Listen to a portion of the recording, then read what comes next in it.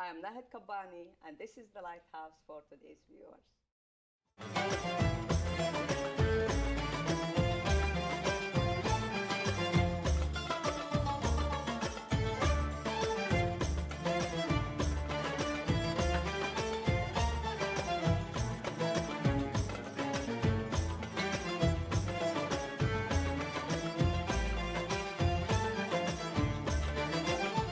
Welcome to our show.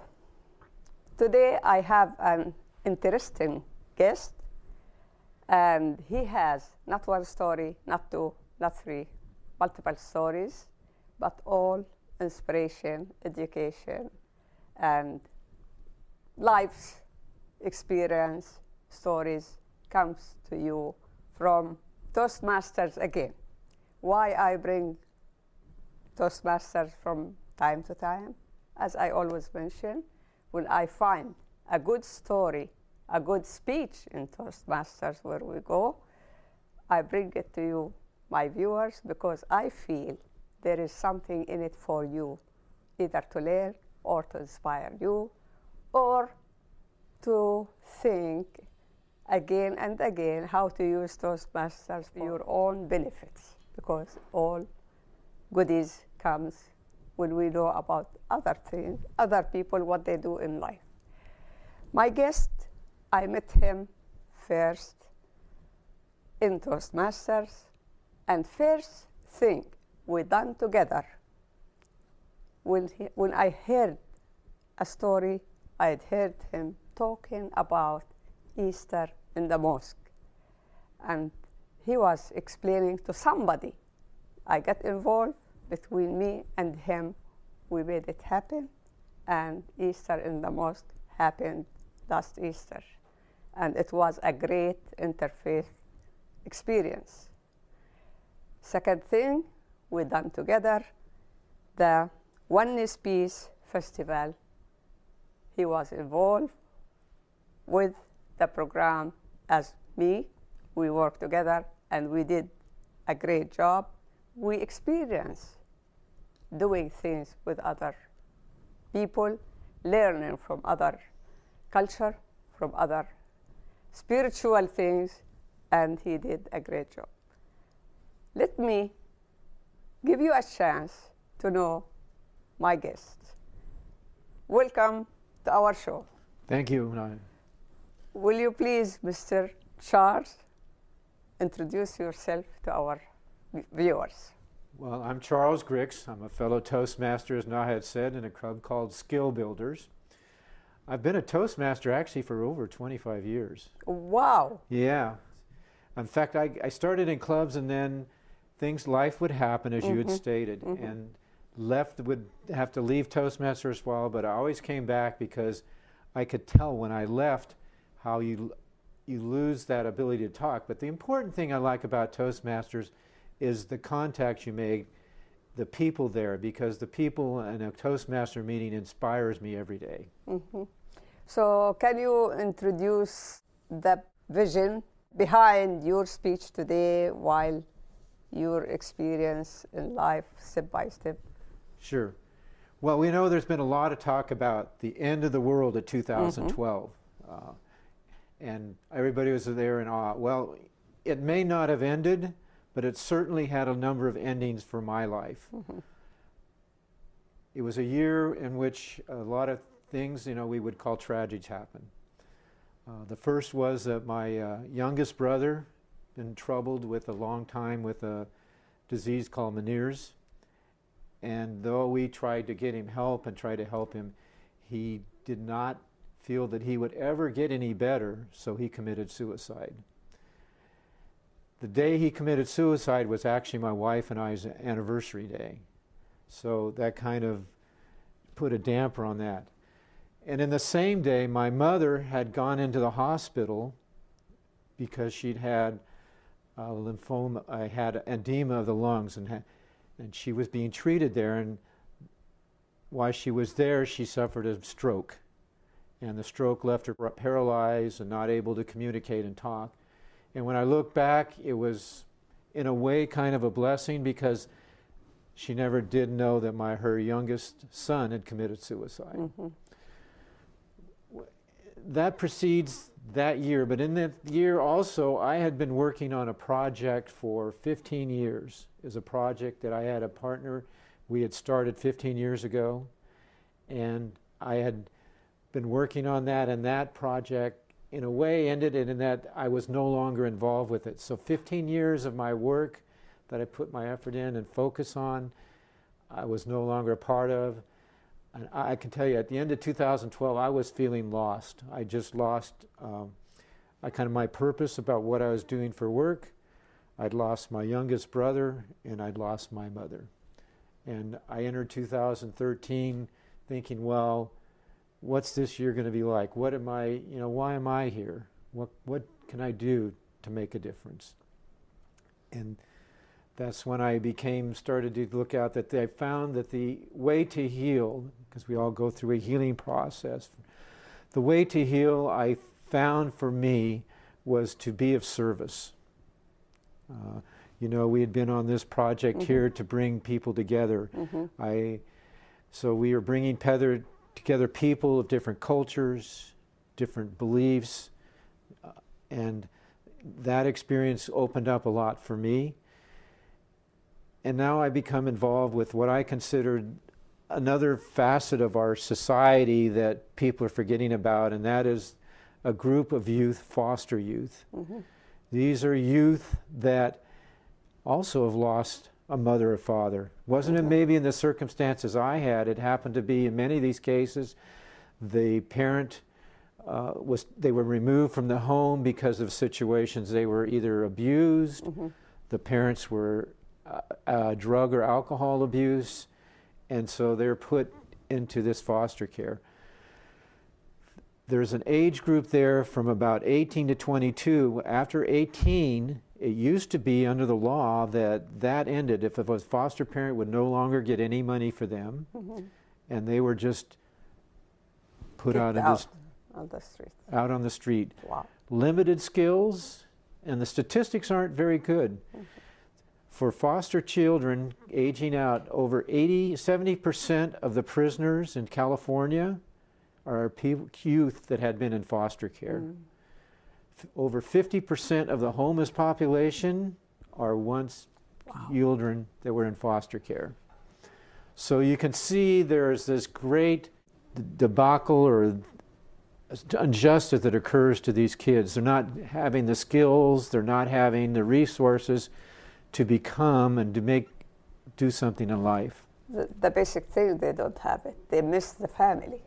So family is the basic rules for the person to grow up the normal way, the right way, to go to school, to have normal life. Yeah, they're their support. Yes. They always say that, and it's true, and we find in it, that the mother, as you know as a mother, the mother is the head of, really the head of the household. She is the one that keeps a family together. Yes. And when that person is lost, I think the whole family is lost in another direction. Father have something different as a duty for the family, but not the touch of put people together as mother. Correct. Yeah. You are absolutely right. It was a tragedy for you last year, and I was shocked when I heard your speech also. And the best part of it that you switch the whole tragedy to hope and inspiration and start talking about something different totally. That's why you are here, to give the speech for my viewers. Okay. Well, so you will not give the speech as a speech? Well, no, I'll give the speech, no. You want me to give this? No. Oh, yeah? Yeah. Why not? Okay. So the speech is... If you stand the same way, because it has meaning. I'm Charles Grix, and I'm here with Nahid on our show, and I'm going to talk a little bit about experience in my life starting out 2013. At the end of 2012, I had found myself, I had lost my job, the work I was in the project I was on. My brother had committed suicide, and my mother passed away. So I entered 2013 feeling completely lost. I didn't know what my life was going to be and what to do. So in these situations, I've always learned that it's time to just to meditate and listen to the source of wisdom that comes from the higher power, God. So that's what I decided to do.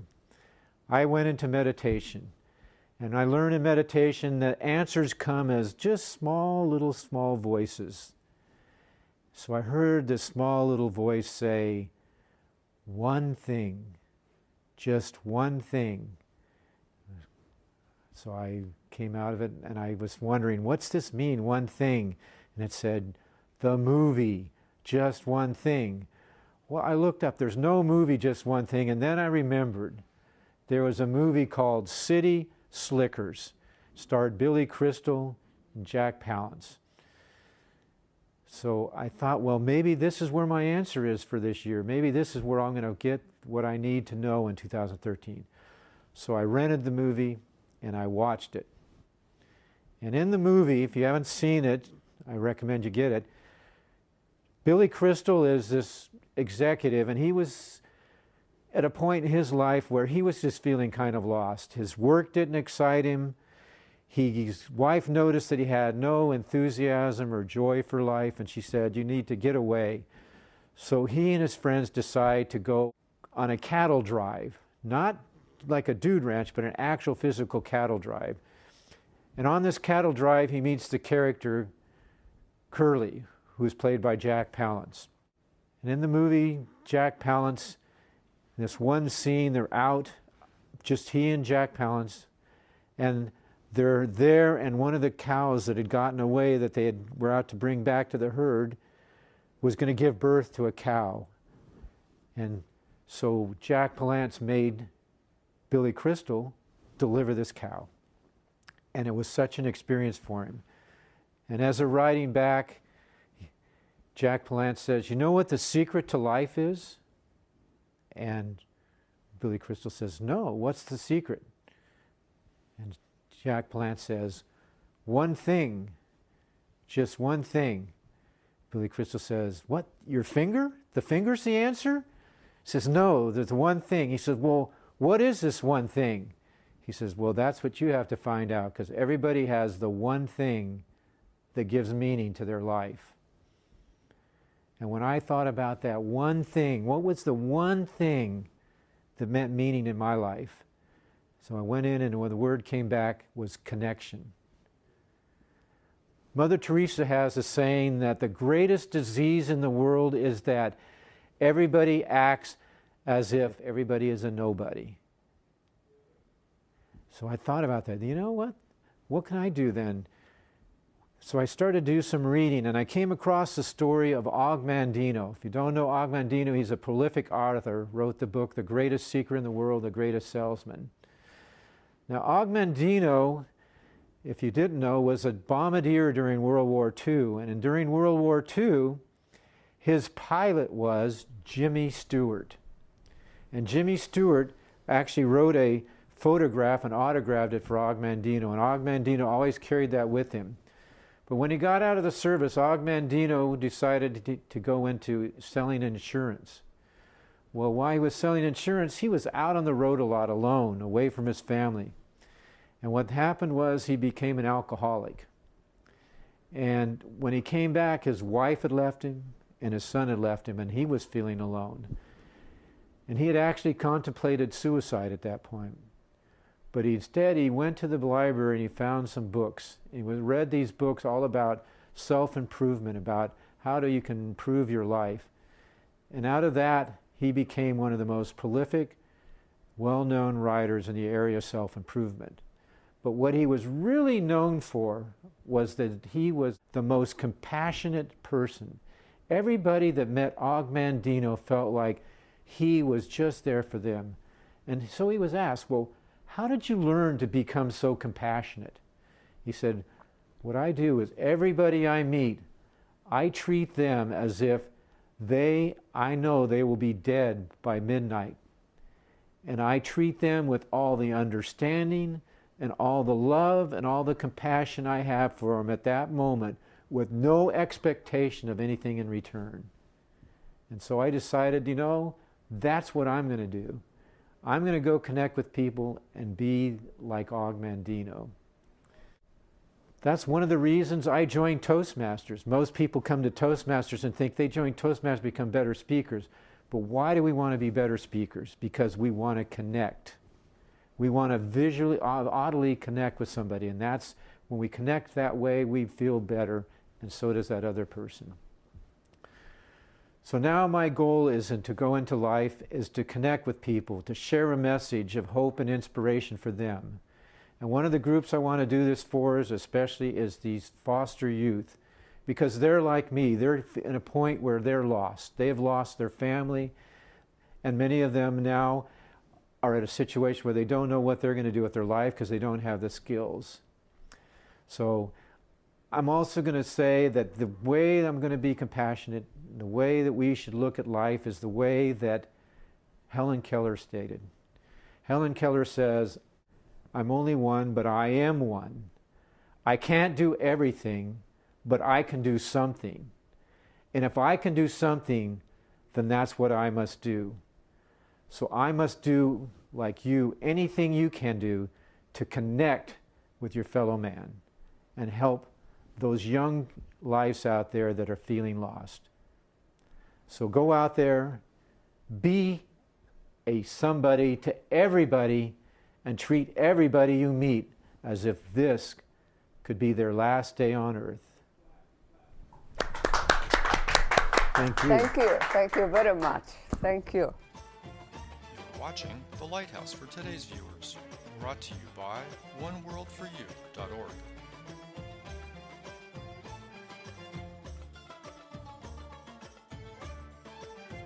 Wow.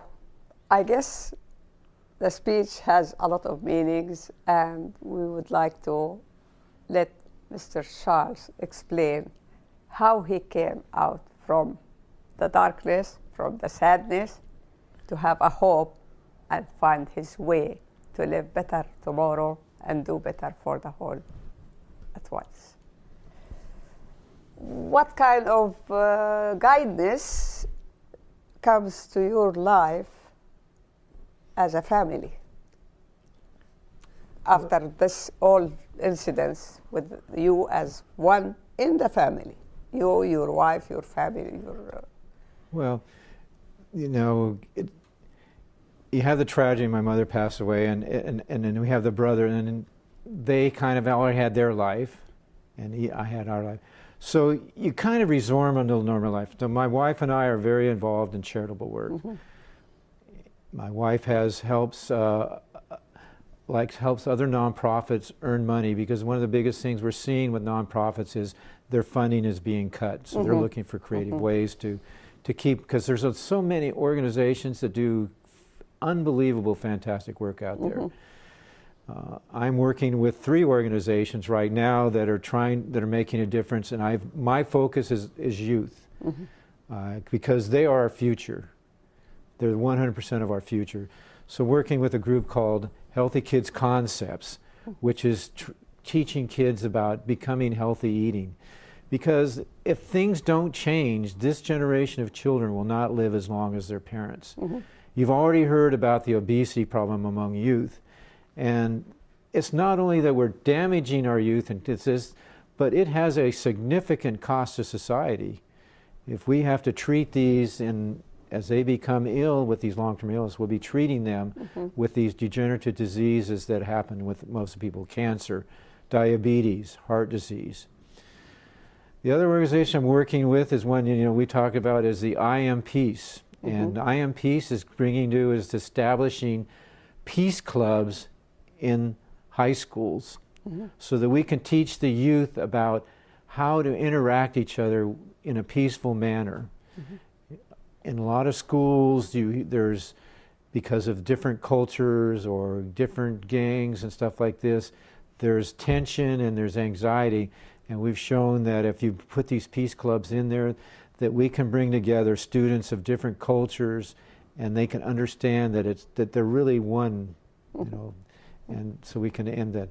And the next organization I'm working with is working with the foster youth, and we're helping to provide them with skills.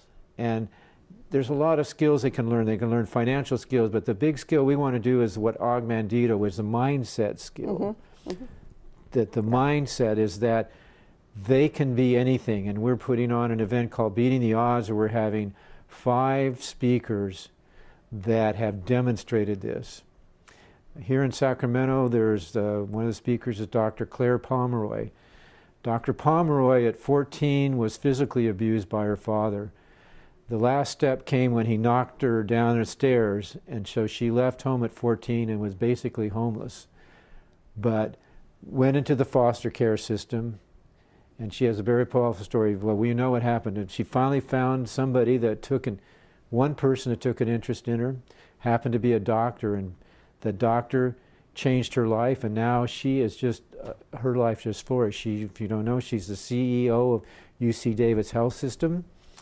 She is the chancellor, vice chancellor, and dean of the medical school. Wonderful. Yeah. Wonderful. And then the other person is Elaine Whitefeather, another lady that was abused as a child and as a teenager, and then at one point had tried to commit suicide 3 times. Wow. But again, one person took an interest in her, changed her life around. Now she is a nationally known speaker and runs the Domestic Violence Intervention Center here in Sacramento. And then we have another young gentleman named Jorge Gonzalez, who was in a gang in South LA, actually went to prison because his girlfriend had murdered her grandmother, and he took the rap for it. Mm. He came out and decided to change his life, and now he's a student and an inspirational, motivational speaker in living. And then another one is Brian Taylor. Brian Taylor was a local youth who at 14 was abused by his father. His father left. The important thing was his father told him, you're stupid. Wow. All he heard from his father was, you're stupid. So he never did well in school, went on to college, and at 14 decided that he was not very going to go to college, and he wasn't see any future for him. So the only future for him was he found people that were making money selling drugs. Mm-hmm. So that's the kind of life he took up. He started to sell drugs, and he was selling drugs, and his mom kicked him out of the home when she started to find that he used to have stacks of $100 bills wrapped up in his drawer. Wow. From selling drugs. I mean, very lucrative, but not a very... But one person, again, took an interest in him and told him he could do better than this. And at that time, he decided, well, I'm going to stop selling drugs, and I'm going to stop stealing cars. And it's a good thing he did, because 1 week later, all his friends were arrested by the police, and all of his friends are still in prison now. Wow. Wow. So these are the kind of things that can happen because one person takes an interest in another person and connects with them. You are absolutely right. And so many stories in life, like somebody have nothing to look for after disaster or after he lost parents or whatever.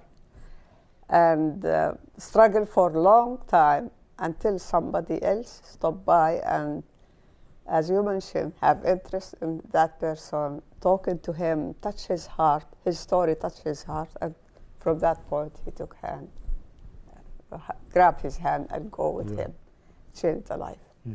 It's really as simple as it is, but as much as huge impact with the person who got that hand at that moment at the right time.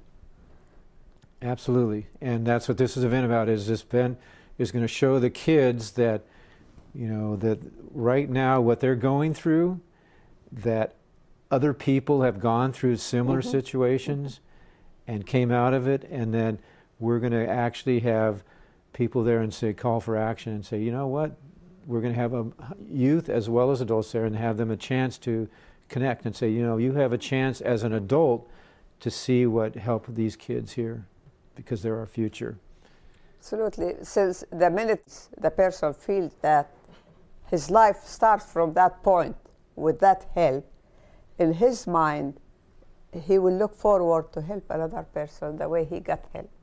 Absolutely. Because human being have goodies inside of him, but to clean it up, to show it, that's the hand comes to his life. Everybody has his own good and bad. Yes. Yes. If he live in the dark, the bad things will show and cover his life. If he is under the light and somebody else comes to his life will take the good side and go. That's true, and that's what you see with these people. These people are perfect examples. They were in the dark side, and then somebody took an interest in them. They turned their life completely around, and now they want to give back. And isn't that a great, if society, if everybody did that, we helped everybody, and everybody gave back.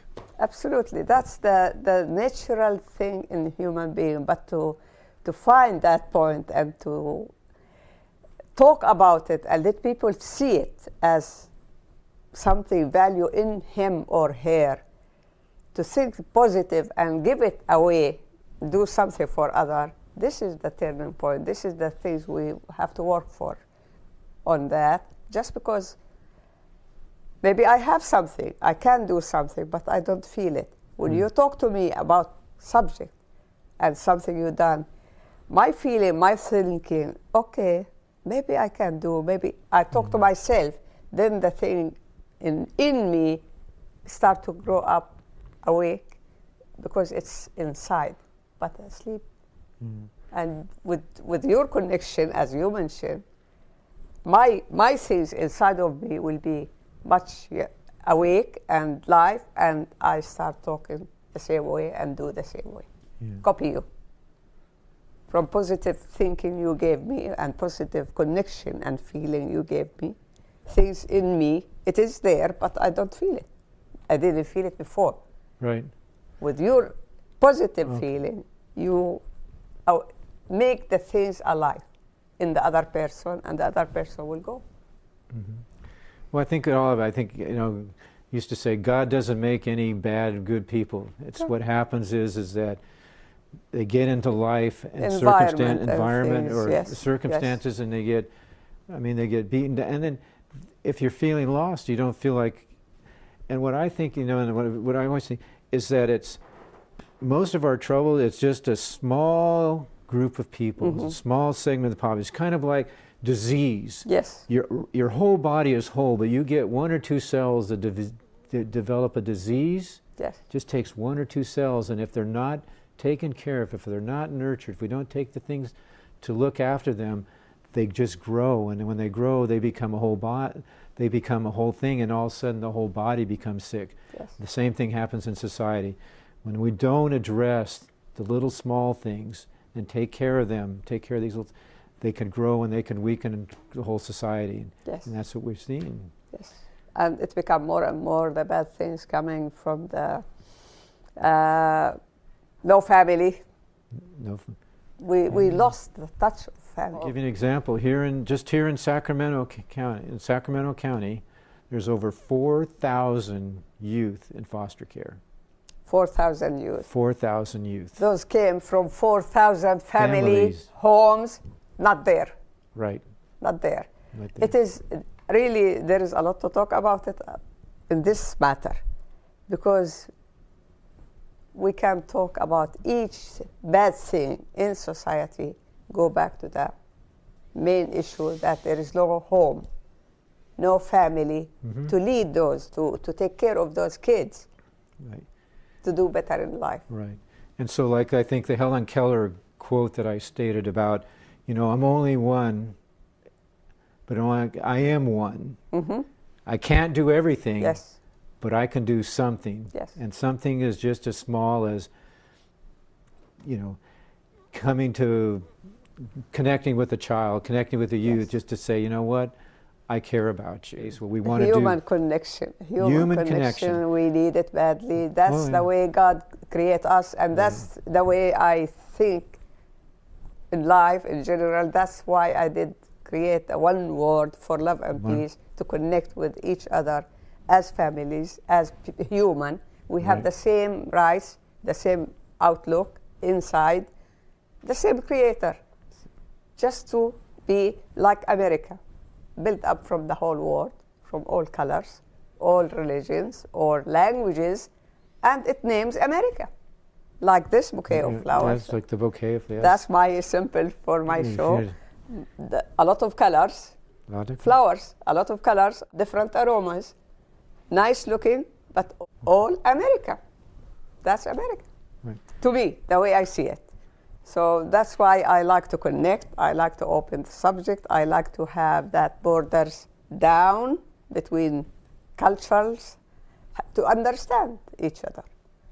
And festivals may be the best part of it. To put people together, sing, eat, know each other without borders. Right. So there is a lot to talk about it. We'll have a break and we'll see you a little bit. oneworldforyou.org, promoting cultural understanding through the media.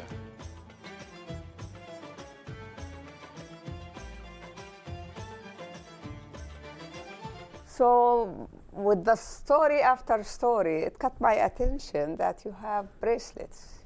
Yes. What does each one mean?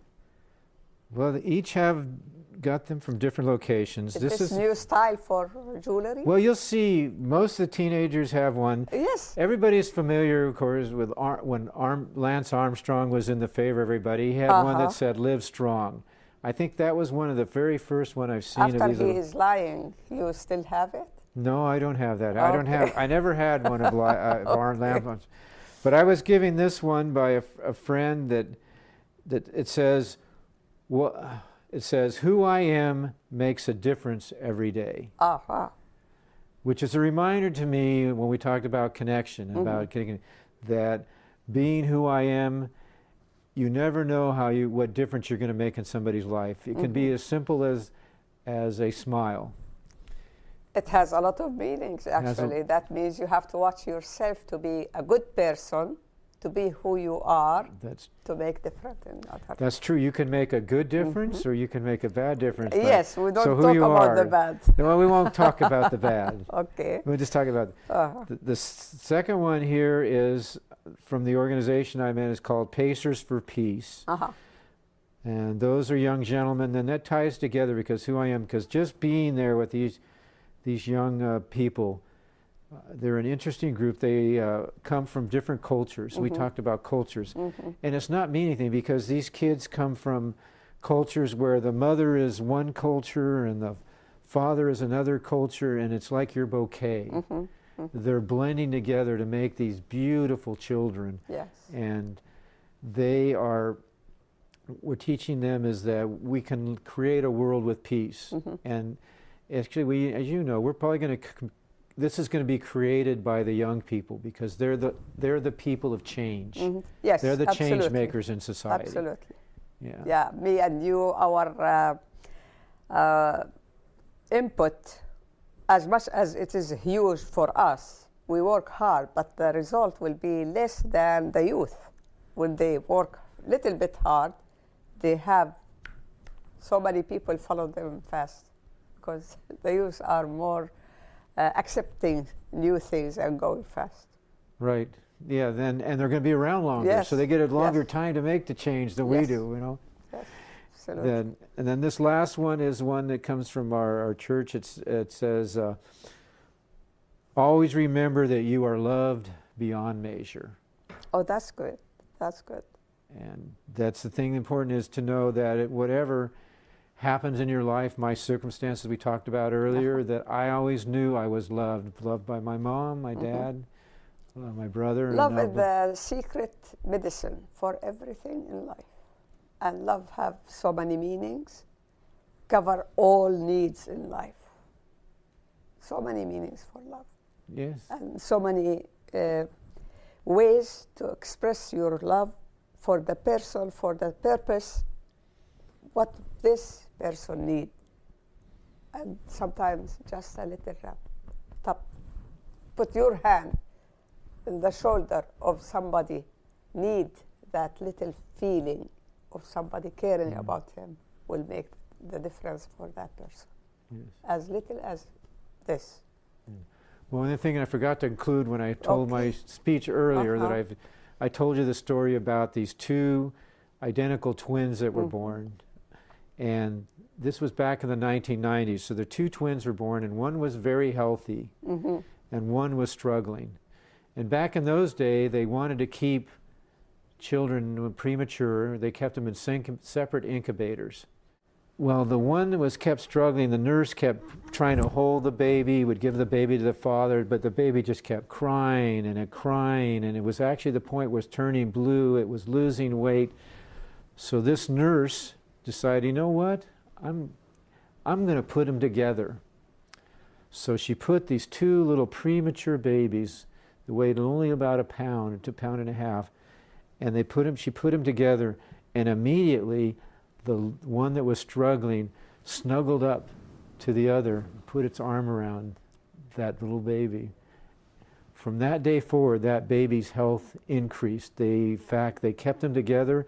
That little baby gained weight, it stopped crying, and in a matter of weeks, they were able to take both babies' homes. The message is that we were born to connect. We're hardwired. Our genetics tells us that we need to connect with each other. That was part of your speech. Yes, that was Caught my attention. That's why thank you for bringing it back. Yeah, Yes. I had the picture there when I gave my speech. I didn't have it here. I know. Your speech was very, very touchable. Very touchable. That's why I brought you here Oh, today. thank you. Well, I'm glad. So I'm glad I touched you there. Oh, yeah. You are doing a great job for the communities, and I learn from you, actually. There is a lot to learn from you. Well, I learned from you. We all learn from each other. That's why we come the normal way. That's the normal way. It's a good exchange. Yeah. If you have open heart, open mind, from little boy in the street, sometimes you see something, you learn from him. It doesn't have to be big shot or somebody who has experience. Sometimes little things in your mind comes and show you something you can do, and you have to do, and you follow from little boy. Yep. Well, children are our greatest teachers. Yes. We learned. Absolutely. Life is full of really beautiful things. We as people make it sometimes ugly or enjoyable. It's in our hand. You cannot buy happiness, but you can make the rules for happiness. You cannot buy it with money as much as you are rich. But if you make that in mind, that I should be happy, I should do the best, the result of your work make you happy. And everybody can be happy if he think positive and did the right thing for himself and his close, immediate people around him, family or friends or community, whatever he is involved or she is involved with. Do the best from your heart, and the result will be amazing. Yeah. Well, that goes back to one of my favorite Christmas stories is the one about, I'm drawing a blank, but I shouldn't do it, because the one with Jimmy Stewart in it, and he's the one where he stays behind to help his family and his brothers. Everybody becomes famous, and he stays and he just does the work, and he just does it. And then something happens, and he gets into a situation where he's in trouble, and he thinks about committing suicide. And he about to commit suicide when an angel comes from heaven to stop him from that. And then he's given an opportunity to see what his life was like if he says, you know what, it was better off if I wasn't born. And then they reflect and show what would happen if he wasn't born. And the amazing things that didn't happen to just that town, because he wasn't there to do something to help somebody else. And it's a shame that I can't remember the movie. We're probably going to end this and it'll come right to me. We cannot judge ourselves why we born. It's not in our hand. Yes. It's not our choice. Even your parents, it's not your choice. You came to the world through parents. You don't choose them, but you can choose to change things in life to match your need or to suit your thinking, what you like to be, how you like to do. Yeah. And each person, in my opinion, have a purpose in life. Yes. God didn't create people just because fill up the gap. No. Each one, if he think deep, he has a purpose in life. he has something to do. Even for himself or herself, we have to be responsible for our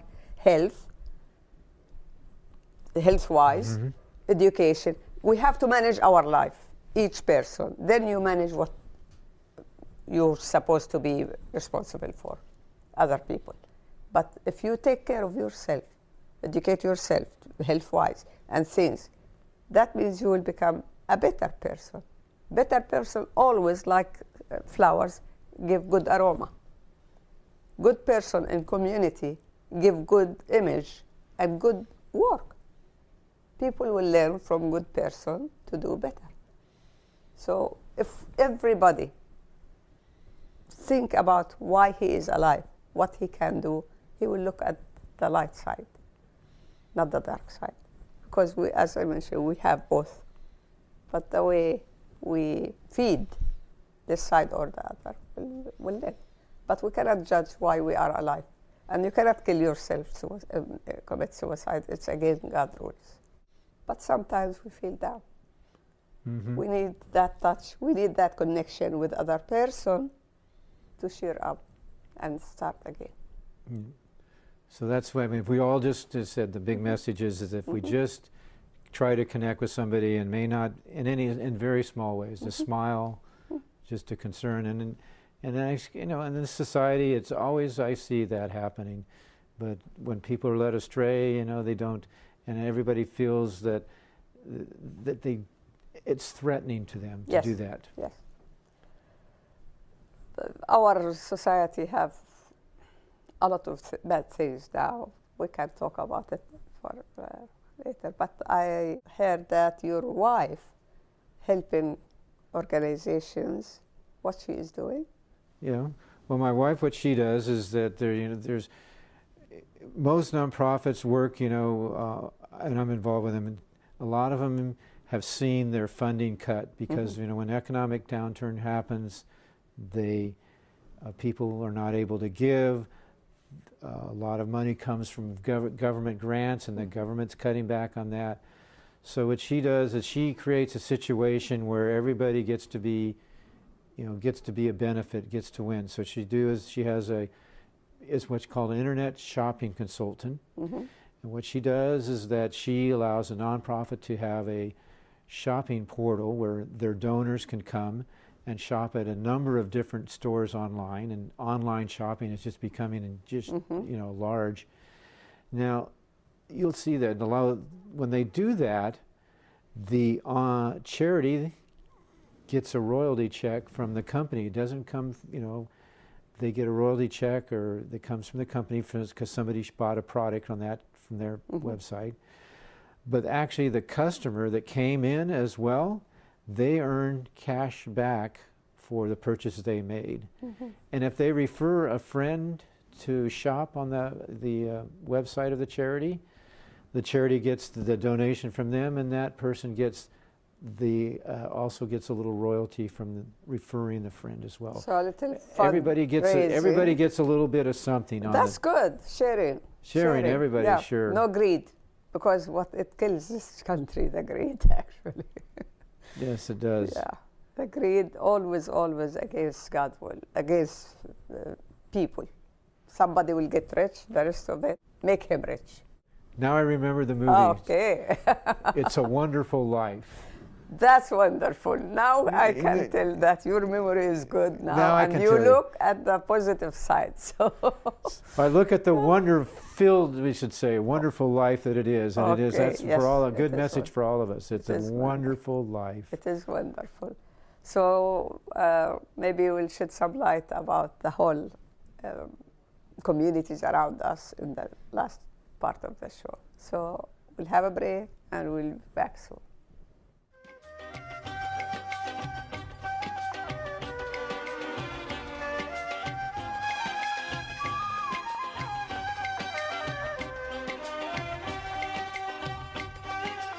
So, my viewers, when we have a new person as a friend in our life, and we share ideas, we learn. We learn no matter what. Something good comes from that person, we should shed some light about it, learn about it, and do something for ourselves and our people around us. For me, with Charles, really have a lot of things in common, helping communities, and always talk when we are in Toastmasters or working together. We talk about those things, and always comes to the point that family is the center of the community, as everybody knows. Let's talk about that family. Where is that family now, and why we do have that much of problems around us with youth and with the communities? What do you think about having missing point as homes and families? Well, just from what I've observed from the going in and the kids I've come across to, I mean, I heard some really stories. There's a story about this one, my young gentleman that I'm come into contact with, and his mother was basically into drugs and selling drugs, and so he did not want that. So he actually left home and has no. Fortunately for him, he had an older brother that took him in. So he's living with his older brother. And just to show you what he was, these kids, when they get that way, he wasn't interested in school. And because he didn't have the nurturing mother, he just kind of kept to himself. They keep to themselves. And you see these kids that, they keep to themselves, and if nobody reaches out to them, they just become what we call disenfranchised from school. And you see that it has some real repercussions. You've seen in society where these kids that didn't feel a part of their school, they felt disenfranchised, they began to look at the other students or the other people as enemies. And what it boils down to, what told me, is that they're looking for a way to feel themselves, to feel powerful, maybe not powerful, but to feel like respected. And how are they going to get that respect? And unfortunately, in some cases, they take that respect to mean, well, the way I can become respected is I'm going to show them. And you've had those incidents where you had the school shootings. The kids were so disenfranchised, didn't have any connection with the other students. They saw them as enemies, that the way they were going to show them the way I can get respected, to show that I can be powerful, that I can instill fear in them. And you see that with governments. We're no better in governments. We do the same thing. So when we don't have a family where the person does not feel loved and at home, and he has to go out on his own and fend for himself in society, and nobody else reaches out to them, they go into this stage of feeling that nobody cares. They want to feel, they feel powerless, and the only way they can regain that power is somebody will tell them, well, we can regain power because you can get a gun and you can go and take somebody's life. That's what powerful. are the gangs before the gun? Right. We have the gangs. Right. And I have a friend, and he was in a gang, and what they don't realize, and gangs provide that, if the gangs become their family. And finally they have somebody that takes an interest in them, and they feel that connection. But to do that, of course, they ask them to do things. And one of the first initiations as a gang is that most of the gangs make you go out and do something illegal. My friend that we'll have to bring him onto your show. He was a former gang member, and he tells you when you're in a gang, you don't leave a gang, because they don't leave without them being a threat to the gang, and the gang wants to, basically they put a price on their head. Because they have secrets. They have the secrets. They know what they're doing. If he leaves the gangs, he might talk about the secrets and hurt the other. So they might kill him before he leaves. Right. That's kind of bad life. But how much it costs the whole country, taking care of jails, taking care of people, taking care of bad things happen, rehab places. If we have better off family system, Mm-hmm. we will be in better shape, actually. Right. And the families, because what happens is that you get generations. So if I've talked to police officers, and what you see in the police is you see a generation. If the father went to jail,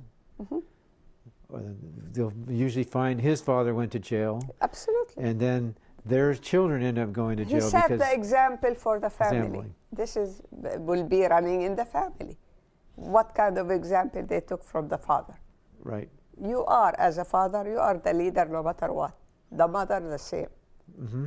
Because the kids will learn first thing that the school for them, the home and the parents. Whatever they will see without even talking, still babies, they will learn, see, catch in memory, and then when they grow up, they will do without thinking, without asking. That beginning, first school, is the most important school in his life, the person. When he goes to the second school, which is the first school for him, he has background, he has something in mind, then he will learn second step. But first step, always, always, home. If we lose the home, we lose everything. If we lose the basic love and care and taking care of the kids at home, there's no way to bring that love and care outside of home to cover the need. That's true. No matter what you try to do in the school. Not the good way. Well, yeah. Not the good way. Everybody feel the missing thing. We will go different direction, and that different direction, absolutely not the good one, because that's what is in the street. Yep. He has feeling. He has missing thing. Whatever comes to his way, fill the gap. He will take it. Well, yeah, as you say, when we're first infants, our first connections with our mothers, and that's where we both bodily and every way we are connected to our moms. And as we grow older, of course, that never goes away. That connection, that respect between the mother and the child.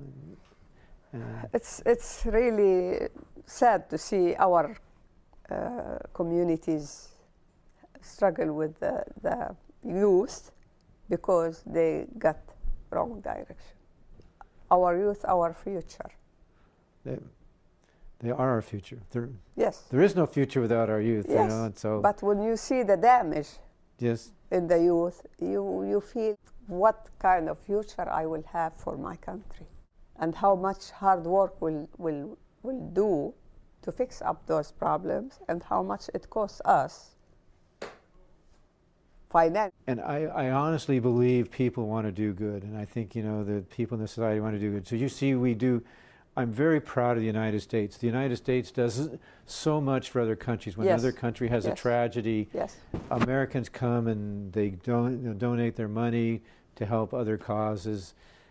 And you hear so many. I just came across a young gentleman, and he was so proud that his daughter and son-in-law were going to go to Ethiopia, and they were going to adopt 2 young Ethiopian children. There's countries, where there's just, in our case, where there's children that are just abandoned. Yeah. I think that, and I think that's great. But we have our children here that need care too. Yes. They're kind of forgotten. We have a great heart. We have a big heart. We have a very big heart. And in this we have a country. lot of immigrants now from all over the world. Yes. Refugees, actually, not just immigrants, need help also. And we are giving hand everywhere. But our kids get lost in the way. We don't care about individual. I myself have family, I should care. I think we have to focus a little bit back to the family and have the power in that family to take care of their responsible people, not to throw them in the street, to have the government take care of them. We need kind of society education, more and more, talking to each other as maybe kind of club we deal with Toastmasters as speech.